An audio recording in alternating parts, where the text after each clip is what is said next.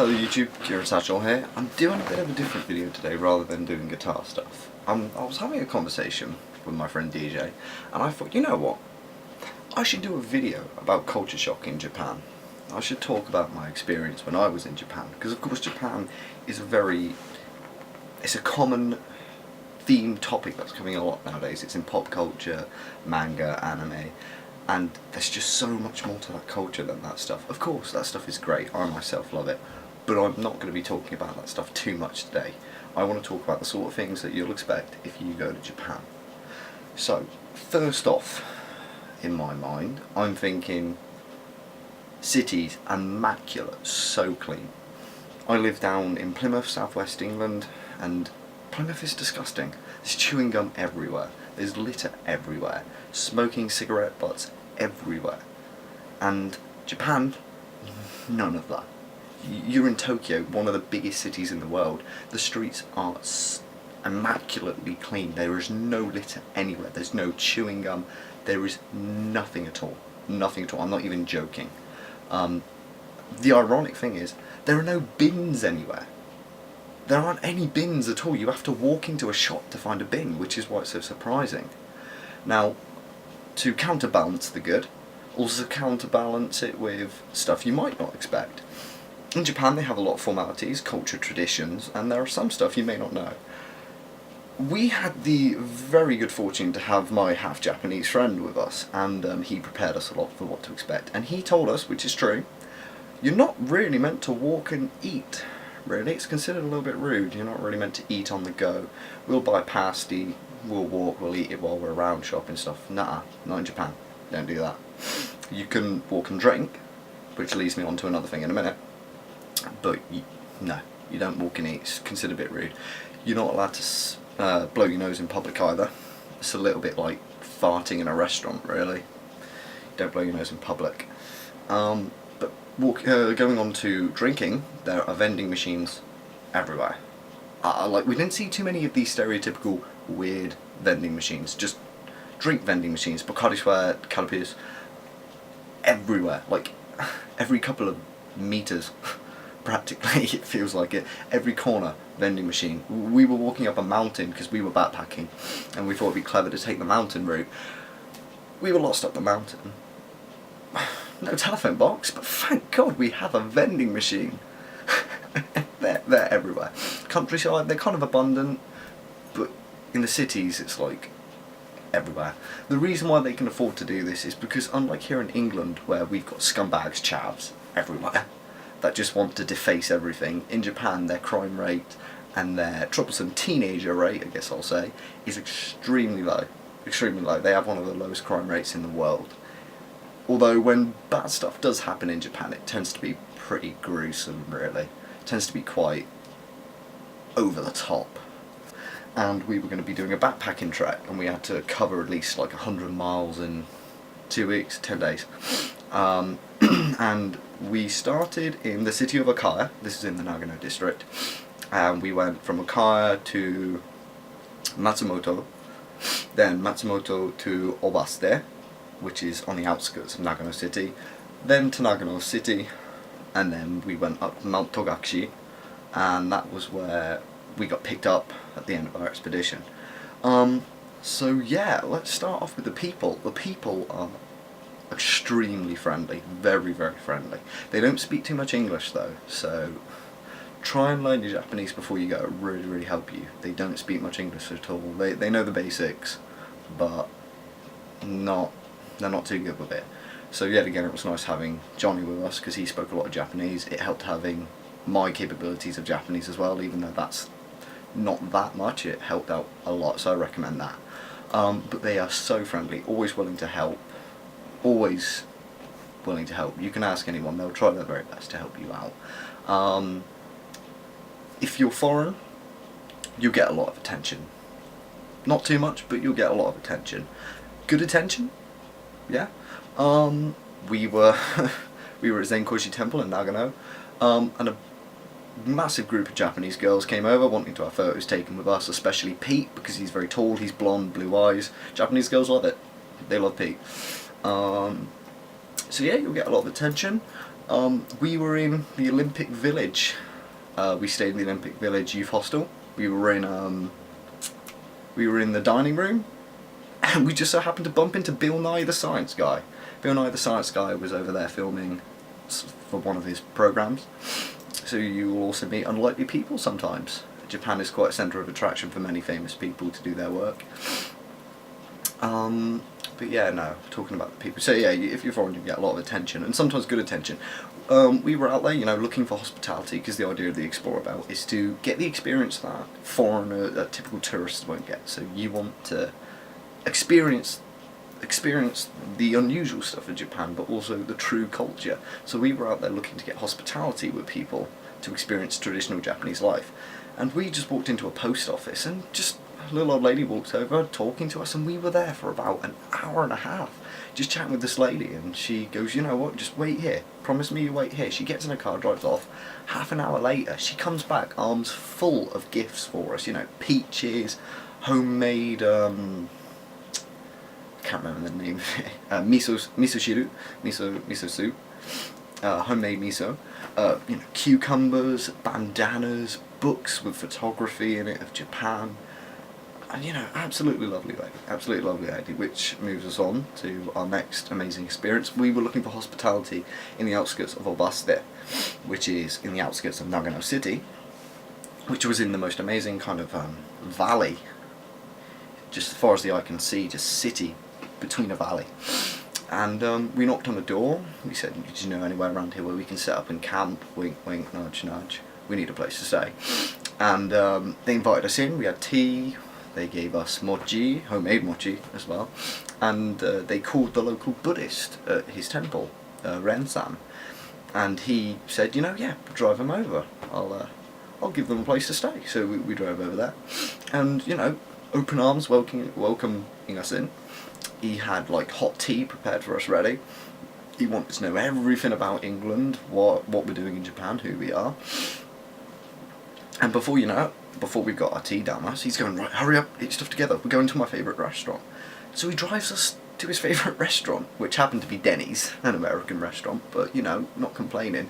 We've been trekking for God knows how many days, eating off like super noodles, style Japanese noodles, and he's treated us to like an American steak meal. And then no sooner after that, he takes us to the onsen, the local onsen of the town, which brings me on to my next point afterwards. But no, he paid for it all for us. Absolutely lovely people, and we had the privilege of staying in the most amazing Buddhist temple ever. Just incredible. That's the sort of experience that typical tourists don't get. So anyway, onsen. If you're not too familiar with Japanese culture and words, onsen is like hot spring, but it's a communal bath, meaning that you've all got to go naked together, you've got to balls up, pardon the pun, and you just got to go for it. At first we were all pretty nervous. We were a bit like, don't really know if I fancy seeing you naked, but you know, we've got this naked old dude ushering us in, going, come on, what are you waiting for? So didn't really have much of a choice, so we went for it, and it wasn't that bad when you get used to the idea that everyone else is naked with you. No one really cares. You sit on a stool, there's like a long row of stools, mirrors, shower heads. You got to bring your soap, and you get on with it, you shower yourself, and then you get in the communal bath, which is like a really, really hot bath. It's kind of cool. It's nice to chill out, especially when you've been trekking and backpacking for as long as we were. It's nice to be able to chill out. So once you get over the fact that you kind of got to just bath naked together, it's not too bad really. So yeah, we had a couple of those sort of experiences paid for us, although only once Johnny and I did notice that there were some young Japanese teenagers sort of laughing at us, but that was probably on our first experience when we looked really awkward, so it was probably to be expected. So I guess leading on to the weird stuff of Japan. Define weird. Every culture has its not so good parts as such. Now, yes, okay, in Japan you've got stereotypes of perverts, weird sex dolls, all that sort of stuff. To be honest, we didn't see anything out of the ordinary. The weirdest thing we saw was when we went into like a 6-story anime manga shop, there was an entire floor dedicated to hentai. That was weird. That was a bit weird. But yeah, they're not really that much weird stuff. Yeah, okay, they make sex dolls, they make this, that and the other. There are men that prefer to have wives which are anime wives on a computer, waifus or something. Yeah, so what? You know, all cultures have got weird things. So, religion, Shinto. Shinto is the Japanese traditional religion. It's the belief that gods are everywhere within nature, and Shinto shrines are common in Japan. They're absolutely everywhere. Don't know an awful much about Shinto. I know it's the various gods, the gods of harvest, the gods of fertility. So at Shinto shrines there will usually be a little fountain before you enter. You need to wash your hands, you're meant to drink, you're meant to spit it out to purify yourself before entering the shrine. There will be a collection box on the shrine, and the money that you put in there goes towards maintaining the shrine, because it's kind of, as a religion, it's all charity, non-profitable. You put money in, you clap, you bow, obviously making a prayer, and you clap again. I think that's the right order. It was last summer I went, so I can't quite remember that sort of thing. But no, Shinto shrines are everywhere, and they're absolutely beautiful, perfect for photographers like myself. I love my photography. It was awesome, really, really cool. Tattoos. Didn't have any tattoos when I went, so I didn't have a problem. All these I had done afterwards. Japanese culture aren't too keen on tattoos. I see it all over the internet. Can I go to an onsen with a tattoo? Can I do this with a tattoo? What's Japan's views on tattoos? Overall, the Japanese don't like tattoos. Yakuza, because stereotypically they have tattoos. Tattoos aren't a big part of Japanese culture like it is with Western cultures. They don't have many tattoo parlours. Not many people have tattoos.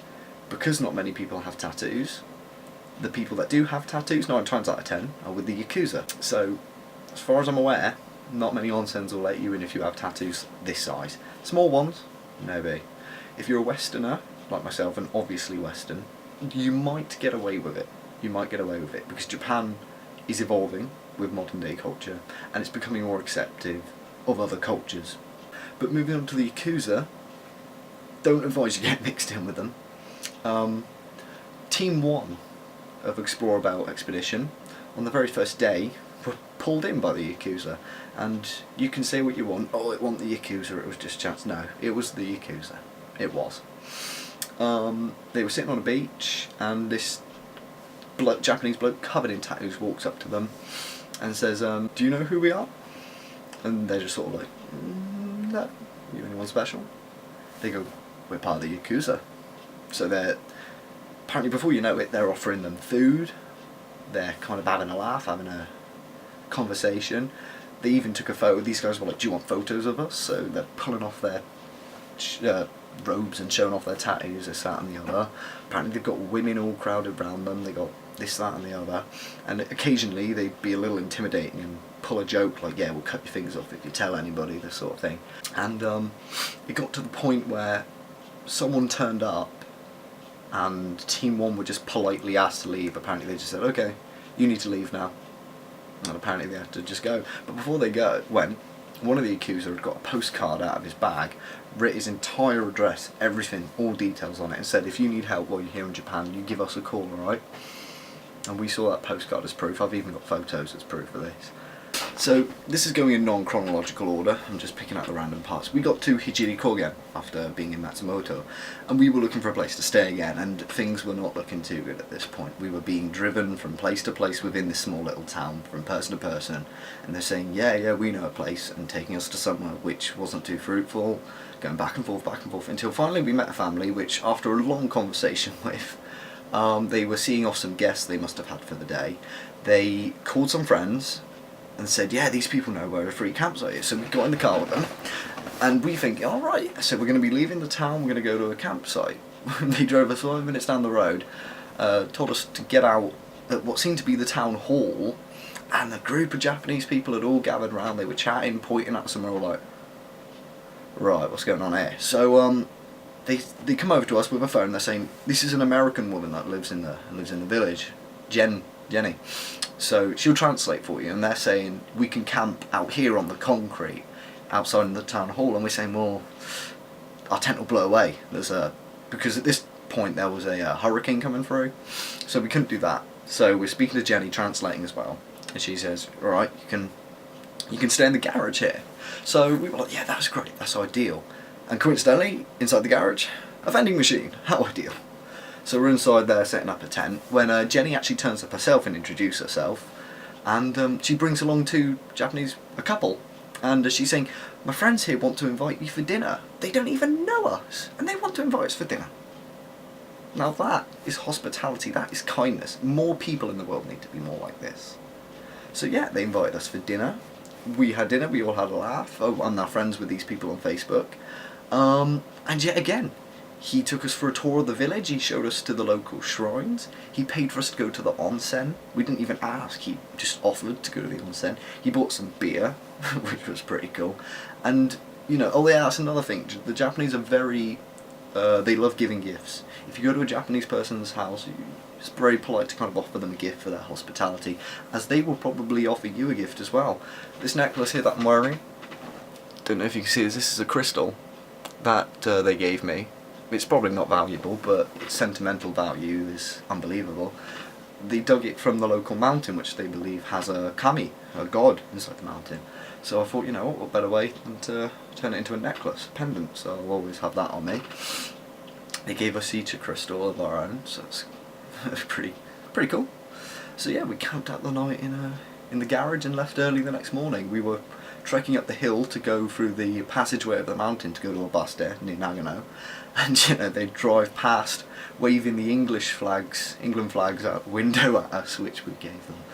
Just quickly, while I'm on the lines of that, I just want to say, shout out, big thank you to Naoki Takamura and his wife and his amazing family for letting us stay with him and have dinner with him in his house in Hijiri Kogen, especially Jenny for helping us out as well. We wouldn't have been able to get as far as we did if we didn't have your help with translating for us and coming to find us. So thank you both for allowing us to have such an amazing experience in the town of Hijiri Kogen and enhancing our experience of Japan. It was fantastic. I hope to see you guys again when I come back to Japan. Thanks very much. I'm merely giving my opinion on my experience of Japan. I'm not telling you what's right, what's wrong. I'm telling you what I found out. Now, obviously, Japan is associated with anime. I like anime. Japan is a culture, anime is part of the culture. If you want to indulge yourself in a culture, you have to accept all of it, good and bad, whether you like the bits or not. Just so happens I like anime. If you want to experience true Japanese culture, don't go to Japan and be a tourist. Don't go all the touristy stuff. Backpack, that's the way you see it all. Go and backpack around, go from city to city, talk to the local people, meet the local people. You'll be surprised what you'll be offered. We were offered so many lifts to get from A to B by people who we didn't even know. Don't do all the typical, you can do all the typical touristy stuff because it's nice to do that stuff. But if you really want to get the most out of your experience, backpack. It's the best way to see it all in my opinion. Thanks for listening YouTube. I hope it's been an interesting video for you.